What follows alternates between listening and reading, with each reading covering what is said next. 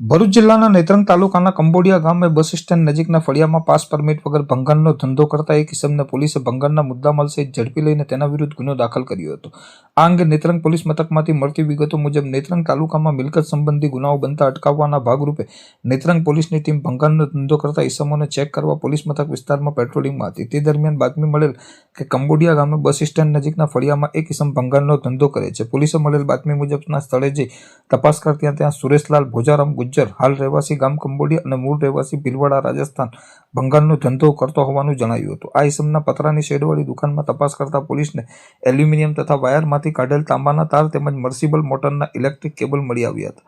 પોલીસે સદર ઇસમ સુરેશ પાસે ભંગારનો સામાન રાખવા બાબતની પાસ પરમિટ માંગતા તે મળી શકેલ નહીં। પોલીસે સ્થળ ઉપરથી એલ્યુમિનિયમ અને તાંબાના તાર તેમજ મોટરના કેબલ સહિત કુલ ₹9,450નો મુદ્દામાલ કબજે લઈને સદર ઇસમ સુરેશ લાલ ગુજ્જરને અટકાયતમાં લીધો હતો અને તેના વિરુદ્ધ ગુનો દાખલ કરી કાયદેસરની કાર્યવાહી હાથ ધરી હતી। જોકે નેત્રંગ પંથકમાં આ સિવાય પણ ઘણા ભંગારિયા ભંગારનો સામાન લેવાનો ધંધો કરે છે, ત્યારે ખરેખર તે ભંગારિયાઓ પાસે ભંગારનો સામાન રાખવાના કાયદેસરના પાસ પરમિટ છે ખરા કે પછી ઘીના ઠામમાં ઘી પડ્યું રહે છે?